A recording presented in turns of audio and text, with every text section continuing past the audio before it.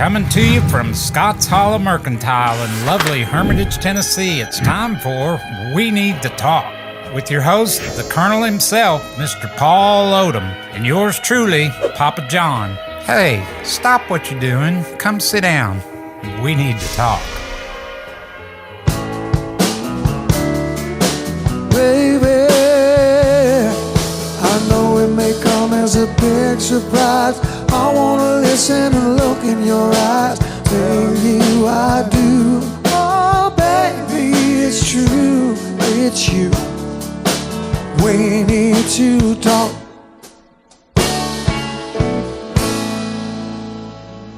All right, well, hey, good morning, Paul. Hey, good morning.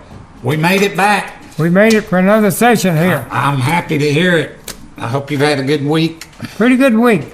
Good. I heard there's some ruckus out on the porch. What's going on out there? Oh, I got 3 or 4 grandkids out here. You brought the grandkids. Well, we should get them all, or you should say hi to them. Get 'em. Hey, you guys come in here and say hi to your grandpa. Let the world meet you. Who you got here? Hi there, Jeremiah. He give me a little half hug here. Hey, Jeremiah. Yeah. I know Aiden. Look at Aiden all day. Aiden looks like he needs to be on the show. Yeah. Which Here's little one's John that? Paul here. John Paul? And Hayden, he's been with me for a long time, since he was 6 years old.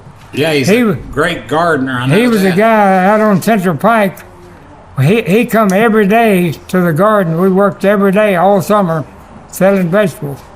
And he'd get a squash and he'd run out on Central Pike and say, hey, Wait. come buy a squash, and people would make a U-turn and come all the way back and they would buy something, That's great. You got another one coming in here. Oh, there's one of my favorite boys right there. Which one's this? Isaac. Isaac. You heard of Isaac, Jacob, and Joseph, Noah. He's in Biblical names. Yeah. Thanks for coming down, buddy. Good to see you. Good to see you, Aiden. I like that hat. Thank you. If I wasn't already wearing one, I'd borrow it. Y'all have a great day. Come back. That's awesome. I've got 8. That's hard to believe. 6 kids and 8 grandkids. That's nice. Have them on. That's good. And that's important. Family's so important. I'm so thankful that my wife put up with me for 36 years and didn't leave me. And that we have that legacy. You said something about that about Joanne, and I know we talked about another episode, but y'all just made a decision, so you're gonna stay together. We're gonna Work it out. work it out to the end, Speaking of that, Debbie putting up with me, people have asked us about, and a lot of my listeners, I've had a YouTube channel for a long time, and I've been very open and transparent about alcohol and problems with alcohol, which breaks up drugs or alcohol so many families and destroys so many lives. As a matter of fact, on my father's side of the family, my grandfather, my dad's dad, my grandmother divorced him because of alcoholism, and 4 years later he drank himself to death. And then my dad struggled with alcoholism all the way up till 60. So my brothers and I grew up with a pretty abusive, verbally and physically, not in any other way, but abusive alcoholic dad. But he got over it. Tough. Well, and then I started drinking when I was 15 and drank for a long time, all the way up until I just got really clean a year and a half ago. And I had justified it for so long because my dad was at points and seasons, he'd go up and down. He'd do good and then he'd fall off, and he'd do good and fall off. I've been self-employed, hard-working, run businesses, done things, and I'm not an alcoholic. My dad's an alcoholic, or my uncle, whatever. Until I started getting DUIs. I'd never had a DUI in my life or legal trouble. In 2009, I got 3 DUIs in 9 months within a mile of my house. And it's interesting that I brought my dad in to take care of him. Debbie and I, in 2009, moved my mom and dad and her dad, her mother had already unfortunately died of cancer, and our parents were getting older and needed to be taken care of, and we weren't going to put them in a nursing home. We basically built a nursing home. I bought a huge house and remodeled it with handicapped bathrooms and wheelchair ramps, and moved them in, and I got so triggered by my dad that I started drinking more and more and more. It's weird, and I don't have the time. I don't necessarily go into it on this episode, but I was having to take care of the man that didn't take care of me, and I resented it at first because he never took care of me, and I was changing his poopy diapers and shaving his beard and trimming his fingernails and getting his food and looking after him in my house, you know. And anyway, I had, during that time and after that time, spent 11 nights in jail, 3 months in rehab.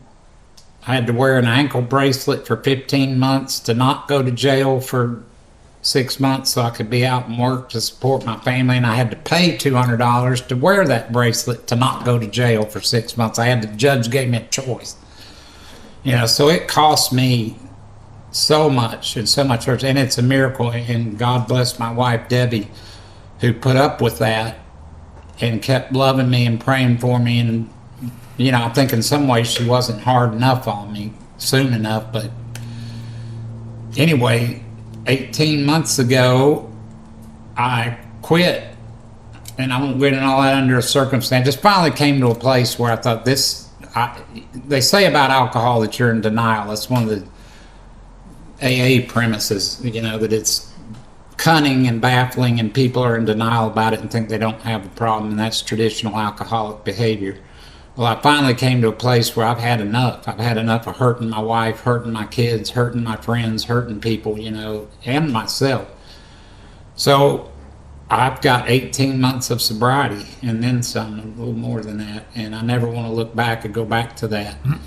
Did you drink a lot or some as a kid? When did you drink the first time? I never had a drink till I was 18 years old or so, you know, and went in the Navy, and we drank.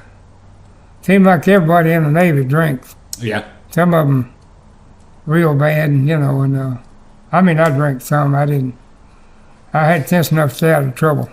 You know what I mean? I drank one beer since then, 68, and I drank a glass or two of wine.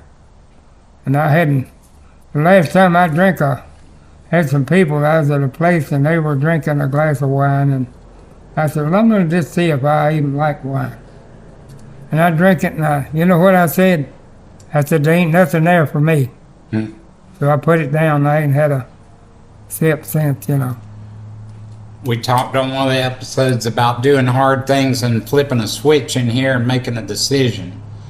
I can be mad and upset about this, or I can switch it and decide I'm going to make it. It's going to be okay. And that's kind of what happened with me at that point. I just switched the switch and said, this is my enemy. This is not helping me. This is my enemy. It is not my friend. It is hurting me and the people around me. And I want to have a legacy that my grandpa didn't have. Well, he's got a legacy, a bad one. And my dad had a half bad one. And I'm having a better one, and my kids are doing better than me. Tell a funny story about alcohol. I guess it was 10th or 11th grade.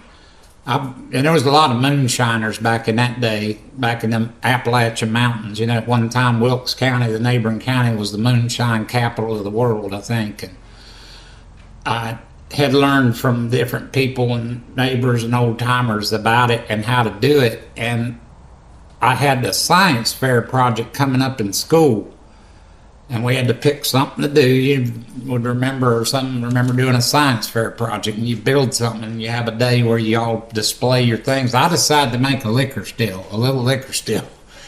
And I started at home on my mother's stove, and I made some apple brandy and I made some corn liquor on my mother's stove without her knowing it, with some apparatus I put together, and built this still. And then my mother did find out. I said, Mother, I'm not drinking it. It's a science experiment. It's for my science fair project. And I did it and set it up at the school and did it. And we had a thing, and the teacher gave me a B+. Well, I had almost a quart of apple brandy that day left over, and about a quarter of a quart of corn liquor. I'd made both and displayed how you do it and how you make it and all the parts. Me and my buddy, and I probably shouldn't say his name, I'll say a friend of mine, were on the baseball team as well. And I put those bottles in my backpack and went to baseball practice. And me and my buddy Chris, I won't say his last name, was already hitting it on the way to the ball field.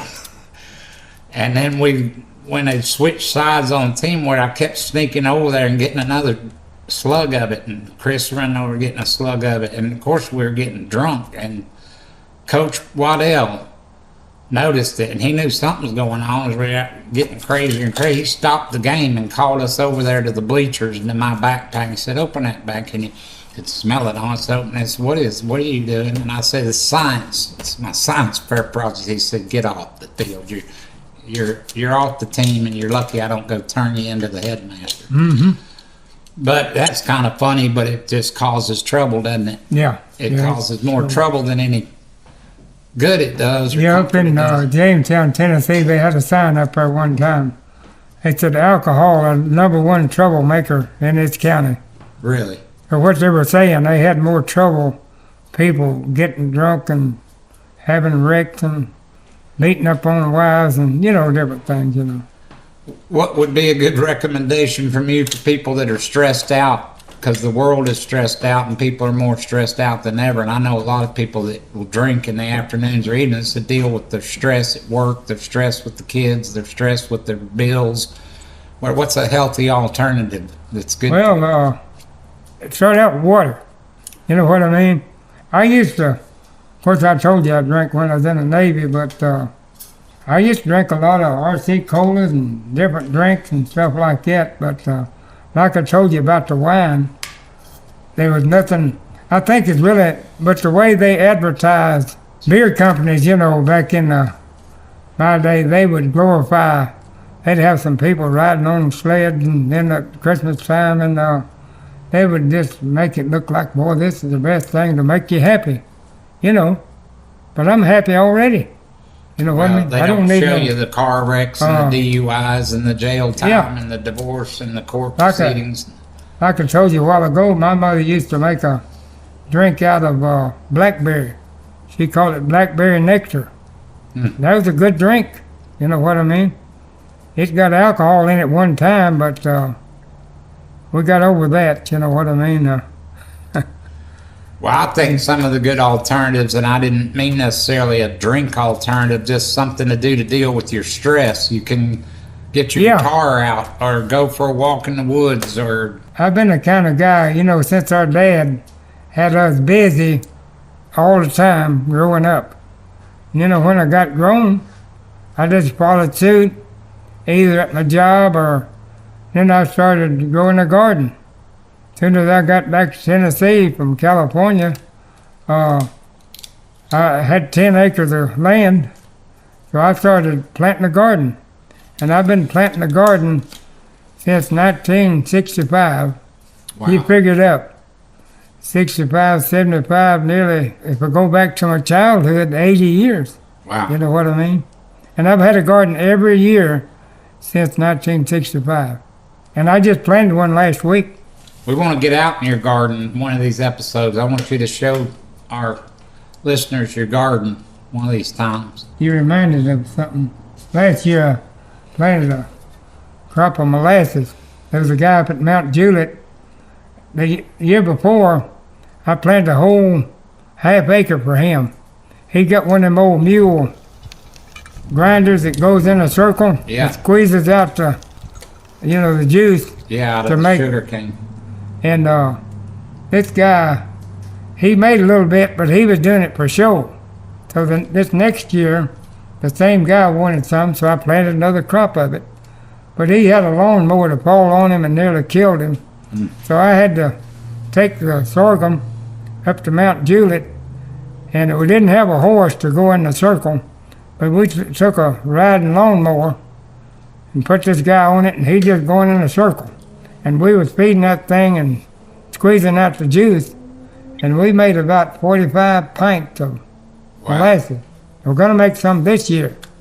Yeah, I did that for many years as a child with Hoy and Bertha Moretz, and we grew it, and we pulled a wagon with mules out of the field up to a place where we had the vat set up and had a mule turning that barrel. Yeah, that's a squeezer, slow way to do it, but I mean, and then sit there and boil it and skim it and boil it and skim it for 6 hours or yeah, more. we done the same thing. And then Bertha'd come out by the time it was about done with a big platter of big old homemade biscuits she just made and home churned butter from the cow she'd milked. Then we'd sit out there and jar all of it, but then take the biscuits and sop up the vat. Yeah. Get drunk on that, on life.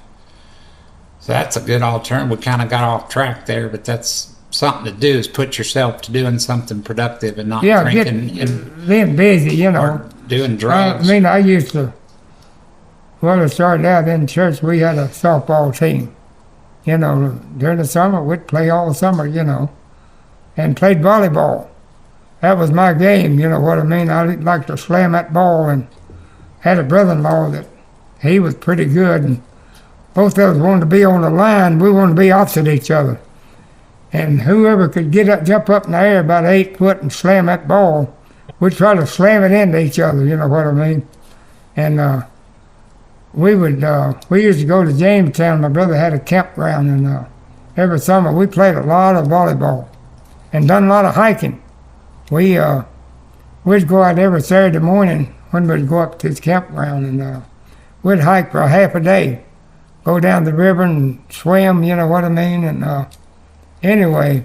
Well, we'll just segue into that. We kind of started off the program talking about, we didn't really get into drugs, but it's the same thing. It could be marijuana or drugs or alcohol, and recreation is important. You and I have talked a whole lot about work and work ethic and how hard you grew up and I grew up, and work. How important is some play and some downtime and some recreation?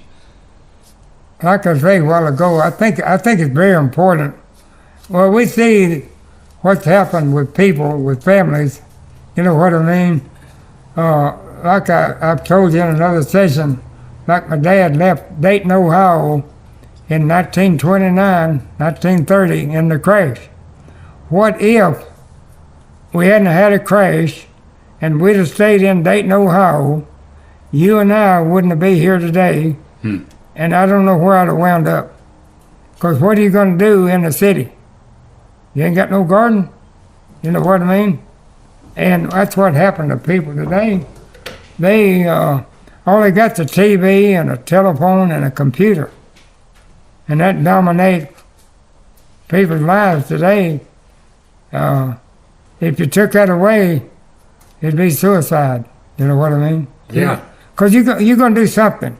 You're going to go out and rob or steal or kill, or you're going to be out here with a hobby and do some things you like to do and be productive. You know what I mean? Yeah. Get out and get quiet somewhere.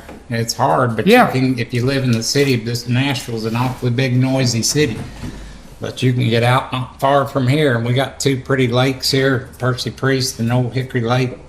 Well, people used to go fishing. Yeah. You believe that? And go hunting, and you know, a lot of, even today, you know, when I was growing up, we played softball and baseball, and we was playing all the time. You know, I mean, we were working or we was playing. We wasn't just sitting there doing nothing. On a video screen. Yeah. Or riding bicycles. We loved riding bicycles up and down that dirt road through the Yeah. fields, ride it off into the lake, whatever. It's out all the time. Then it turned into motorcycles. Yeah, my brother, I mentioned this in my book I wrote, but he took an old iron-wheeled wagon, and we'd lived up on this hill, the big road that leads up to this house up on a hill, and we'd moved down on the lower level. So Herbert, he wanted to build a machine we could ride off of that hill in. You know what I mean? Yeah. Had iron wheels, and anyway, we was going to try it out. So we took it up on that hill, and I mean, we was flying and laughing, and you know how kids do. And we hit that first curve, and we slung gravel. You know, it's a gravel road. And I mean, we were flying. I mean, it was scary. And that second, it's a right-hand turn, and when we hit that, we didn't make it. We run through a fence and down through the bushes, like to kill us, you know what I mean? But, you know, we learned that you can't just, gravity will get a hold of you sometime, you know, and Yeah. it took us down that hill too fast, you know, and we didn't have no brakes. And Herbert's sitting up here in the driver's seat, you know what I mean? And I wrote a story about it, and I said, Herbert, you figured everything out but the But brakes. the brakes. Where's the brakes? I didn't I didn't put any in it. Yeah. I built a hang glider one time, a hang glider. I wanted to fly. We all wanted to fly as kids. And I got some metal framing that my dad's old bed frames and stuff, was bolting them together and drilling holes through them and I made this V-shaped hang glider like thing. And bit a bar across the middle of it that I didn't have any plans or plans. I'm just making it up in my head, you know, and I'm gonna get up on top of our roof and jump off and fly out over the lake. That's what I thought. My brother Dave was out there, said, you're gonna get hurt. And I climbed up to like, help me get this thing up on the roof. I went running down the roof and jumped towards the lake, and that thing, it caught the wind, but it caught it up this way and it went whoop and threw me straight backwards down on the ground and it knocked me unconscious for a minute. I was seeing stars and couldn't breathe. Have y'all ever heard of Ocoee River? Yeah. Up at, we used to have a raft. Jack, my brother, and several of us, you know, we had this raft, and we was going to the Ocoee, and we got up there, and we didn't have no life jackets. They said, you can't go down the river without a life. So we went out and bought some life jackets right quick. You know, and when we took off, this guy said, whatever you do, there's a big old concrete column that had a highway going across. Said, stay on the right side. And we was going down through there, and there was a big rock in the river. And when you go over that rock, that water would you know, had two dips in it. And we'd take that raft, you know, we'd ride that, and wahoo, you know, and the second trip we come back around, and the guy said stay on the right side of the river, you know what I mean? And we come down the left side, and I seen that big column in the river coming. I said, I got to get, we got we'd been thrown out of the raft, and I was swimming, trying to get onto the right side of that river. But me and one guy wound up on the other side, and there's a big waterfall up there. You know what I mean? And we got caught up in that. Me and couldn't. I said, man, I don't know what's gonna happen. And anyway, I finally come out, you know, and about half drowned. You know what I mean? Yeah, that's scary. And I looked for William over there, and I asked him, I said, where's William? We're missing one guy. And about that time, he bobbled up, coughing, and so your little things you do for fun can turn into a disaster sometime, you know. I thank God for Grandma's prayers or your mom's prayers, you know, because my brothers and I did a lot of stupid stuff like that, and we're all four still alive by the grace of God. And I've got friends that aren't, and you do too, and they didn't make it. And I don't know what the difference is other than the mercy of God and my mother's prayers. Yeah, I told you about going up at Lake Cumberland, floating down that South Fork River and for 3 days, and we'll talk about that another time. Yeah, y'all slept on a rock in the middle of the creek or tried to sleep on a rock in the middle of the creek. Well, we're glad that you joined us today. We kind of hemmed and hawed around in several directions from alcohol to whitewater rafting. But hopefully something that, as always, that we've shared today made you think, made you laugh, made you question. I do. Paul and I know Paul feels the same way. Pray for you that you do well. And if you're struggling with an addiction, get help. Please get help. You're so worth it. And don't be in denial. And your family needs you. Your friends need you. And there's help out there. And AA is a great resource. And there's other great resources. Celebrate Recovery and other resources.